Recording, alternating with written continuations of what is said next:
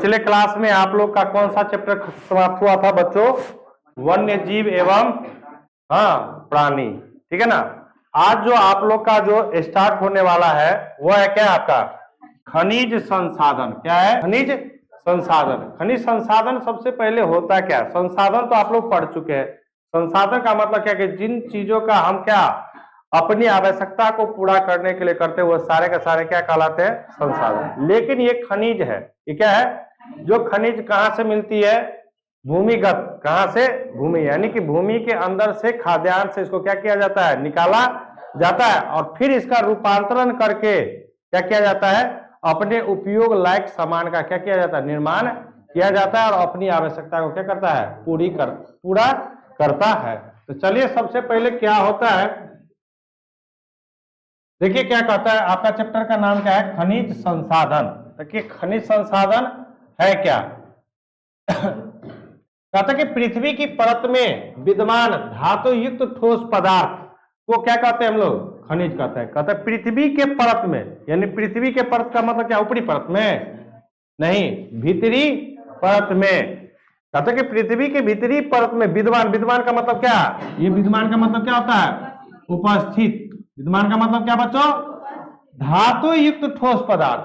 धातु युक्त, अब धातु तो आप लोग जानते हैं, आप लोगों को केमिस्ट्री में पढ़ना है कि धातु क्या होता है। तो धातु का परिभाषा है बच्चों कि जो विद्युत और ऊष्मा का क्या हो? सुचालक हो, उसको क्या कहते हैं? धातु कहते हैं। वहां पर बहुत सारे डिटेल्स में पढ़ना है आपका तीसरा चैप्टर में। कौन सा चैप्टर में? तीसरा चैप्टर में।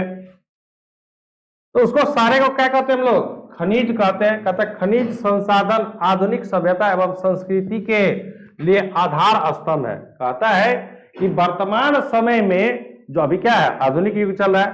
तो कहता है कि वर्तमान समय में जो ये आपका जो खनिज संसाधन है वो किसका किसका? आधुनिक सभ्यता एवं संस्कृति के आधार स्तंभ। आधार स्तंभ का मतलब क्या? जैसे हम लोग घर बनाते हैं, तो घर बनाते हैं तो उसका आधार क्या कहलाता है? पिलर। पिलर ही ना होता इसका घर, उसी पर हम लोग क्या करते हैं? पूरा घर को क्या करें? खड़ा किए हुए रहते हैं। तो उसी तरह ये भी है। क्यों? क्योंकि बच्चों आप जानते हैं कि आज के समय में जितना भी देखिए बड़ा सा बड़ा वाहन, बड़ा सा बड़ा मशीन, हर चीज कहां से किससे बनता है? किसी न किसी धातु से नहीं बना है। लोहा से बना है कि नहीं बना है? तो लोहा भी क्या है आपका? धातु है कि नहीं? सोना देखिए ना कितना महंगा है, चांदी देखिए ना कितना महंगा है, पीतल देखिए ना, ये सब क्या है? धातु ही है ना। ये सब क्या आपका? धातु है। देखिए कितना महंगा है सोना, है ना। अभी 1.5 लाख से भी ऊपर क्या है? ग्राम प्रति 10 ग्राम का क्या है? महंगा है। समझ सकते हैं कि कितना 10 ग्राम का कितना पैसा लग रहा है, यानी 1.5 लाख से भी ऊपर। और एक समय था जो 4,000, 2,000, 5,000 रुपये भरी बिकता था, समझिए। और आज क्या है सोना का? इसका मतलब क्या है कि जैसे जैसे जनसंख्या बढ़ेगी वैसे वैसे सामानों क्या आवश्यकता बढ़ेगी।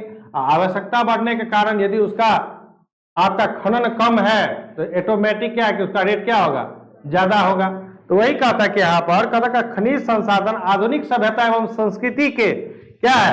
आधार स्तंभ है। आधार स्तंभ कहने का मतलब ये हो गया कि जितना भी लोगों का रोजगार जो है ना वो सारा का सारा किस चीज पर निर्भर है?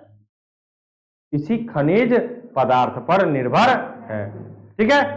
फिर कहता है कि भारत में लगभग 100 से अधिक खनिज मिलते हैं। कहता है कि भारत में कितने खनिज मिलते हैं? 100 से अधिक। तथा कुछ खनिजों के उत्पादन एवं भंडारण में यह विश्व के अग्रणी देशों में एक है। अग्रणी का मतलब क्या? सबसे आगे। अग्रणी का मतलब क्या? कहता है कि कुछ खनिज ऐसे हैं जो दूसरे देश में कम है लेकिन भारत में उसकी मात्रा क्या है? काफी अधिक है।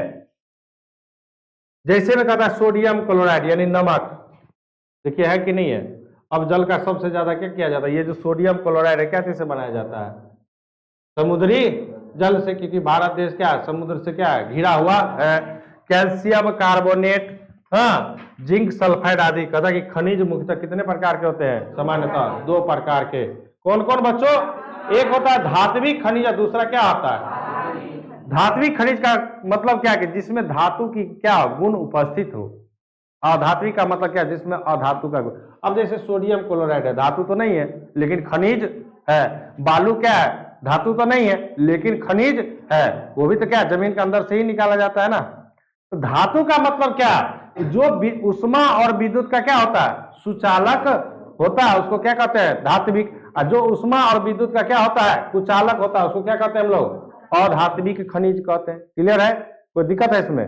नहीं, चलिए आगे। अब यहाँ पर कहता है कि जैसे धात्विक खनिज, कहता है वैसा खनिज जिसमें धातु की मात्रा क्या होता है, पाया जाता है, उसे क्या कहते हैं, धात्विक खनिज। अर्थात लोहा, जैसे तांबा हो गया, निकल हो गया, मैग्नीज हो गया, ये सब क्या है आपका धात्विक खनिज। अब धात्विक खनिज को भी कितने भागों में बांटा गया है? आप यहां से धात्विक खनिज को भी परिभाषा ये भी कर सकते हैं कि जो उष्मा और विद्युत का क्या होता है, सुचालक होता है, उसको क्या कहते हैं हम लोग, धात्विक। धातु कहते हैं, इसे धातु कहते हैं। यहाँ पर खनिज की बात है, तो धातु तो तब न बनता है जब शुद्ध धातु। आपको तीसरा चैप्टर के केमिस्ट्री में, तीसरा चैप्टर में बात पढ़ना है कि बच्चों कि शुद्ध धातु प्राप्त करने के लिए विभिन्न प्रक्रियाओं से क्या करना रहता है, उसको गुजरना पड़ता है। ठीक है ना? तो यहां पर आपका जो परिभाषा बन गया कि वैसा खनिज जिसमें क्या हो, धातु की मात्रा उपस्थित हो, उसको क्या कहते हैं, धात्विक। तो जैसे लोह अयस्क, लोहा नहीं मिलता है, लोहा तो हम लोग को बाद में मिलता है, पहले लोहा को क्या किया जाता है, लोह अयस्क रहता है, उसका सांद्रण किया जाता है, फिर सांद्रित से उसका ऑक्साइड तैयार किया जाता है, फिर उस ऑक्साइड से क्या किया जाता है, धातु निकाला जाता है, फिर उस धातु से शुद्ध धातु निकाला जाता है। यानी क्या, 4 प्रकार से आपको वहां पर क्या करना है, पढ़ना। जब केमिस्ट्री पढ़ाएंगे तो आपको वहां पर क्या होगा, समझ में आएगा कि धातु का निष्कर्षण कैसे होता है। हम लोग जाते हैं मार्केट में, हाँ, कह देते कि 2 किलो क्या कीजिए, हमको काटी दीजिए, कहते ना किल देते, तो किल दे देता है। या रॉड लेना आता है घर बनाने के लिए, तो जाके रॉड ले लेते, तार लेना आता था, तो वो तो आपको बना बनाया, लेकिन वो बनता कैसे है, वो एक लंबी क्या है, प्रक्रिया है।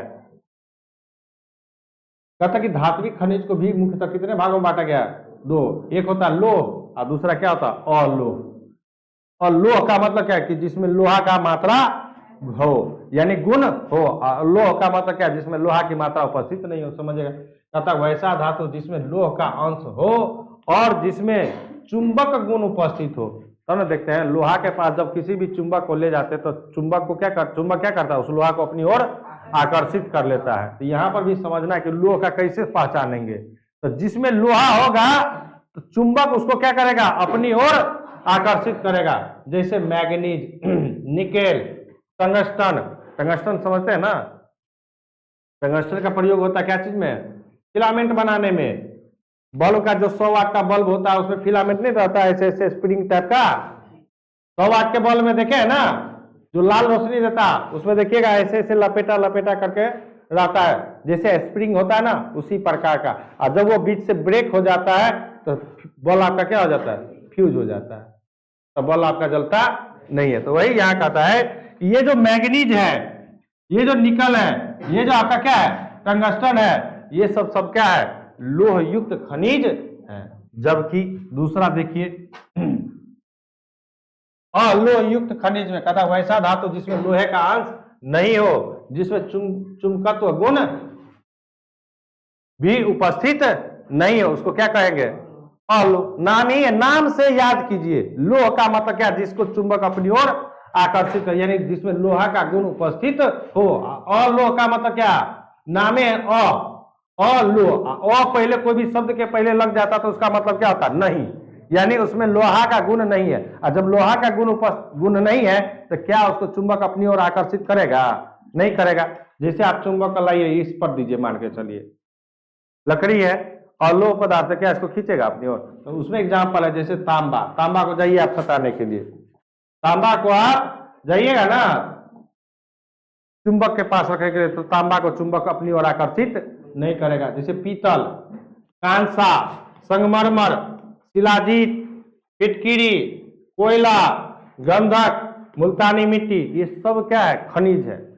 ये सब क्या है, खनिज है। कैसा खनिज, अलोह।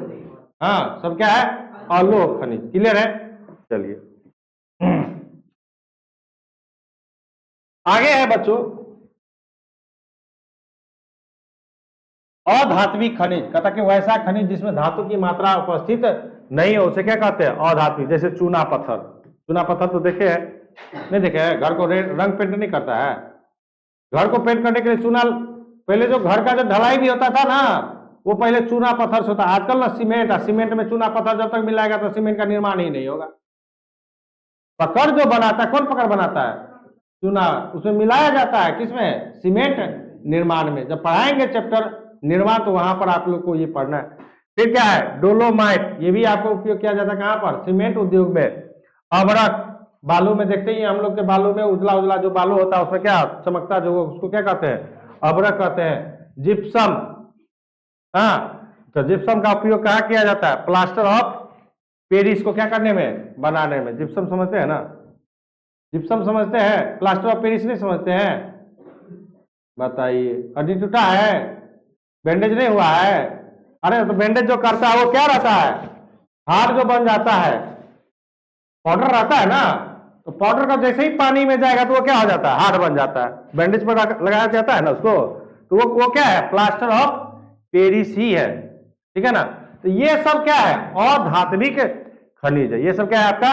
अधात्विक खनिज।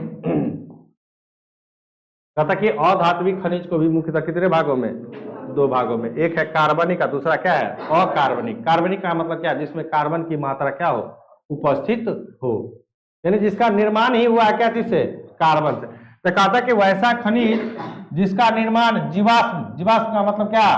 कार्बनिक से मिलकर बना हो उसे कार्बनिक खनिज कहते हैं। अर्थात पृथ्वी में दबे प्राणी एवं पादप जीवों के परिवर्तित होने से ये क्या होता है? बनता। हाँ, यानी कहता है कि जो जीव आज से सालों लाखों वर्ष पहले क्या मिट्टी के अंदर दब गया होगा, उससे जो बना है उसी को क्या कहते हैं हम लोग? कार्बनिक खनिज कहते हैं। जैसे कोयला आज बना है, पेट्रोलियम मिट्टी के अंदर से निकालता है ना, हीरा, ये सब क्या है आपका? कार्बनिक खनिज है। ये सब क्या है आपका? कार्बनिक खनिज, क्योंकि इन सभी में कार्बन की मात्रा क्या होती है? उपस्थित होती है। आप लोगों को चैप्टर पढ़ना है पेट्रोलियम, वहां पर आपको एक चैप्टर ही है केमिस्ट्री में, कार्बनिक चैप्टर है कार्बनिक। वहां पर पूरा कार्बन से संबंधित कौन कौन चीज पढ़ना है वो सारा का सारा चीज वहां पर क्या है आपका? दिया गया है। तो ये हो गया क्या? कार्बनिक खनिज। दूसरा क्या है आपका? क्या? अकार्बनिक खनिज। कहता वैसा खनिज जिसका निर्माण जीवाश्म यानी कार्बनिक से मिलकर नहीं बना हो उसे क्या कहते हैं? अकार्बनिक। जैसे ग्रेफाइट। अब देखिए ये ग्रेफाइट क्या है? कार्बन का ही अपरूप है। कार्बन का ही नहीं है, कार्बन का अपरूप क्या है? ग्रेफाइट है। कार्बन का ही अपरूप हीरा है। कार्बन का ही अपरूप है, पढ़ना है आपको उसी चैप्टर में, ठीक है ना? अभ्रक है। तो ये सब क्या हो गया? अकार्बनिक खनिज। इसमें कार्बन की मात्रा क्या होती है? उपस्थित नहीं होती है। तो रहने दीजिए यहां तक।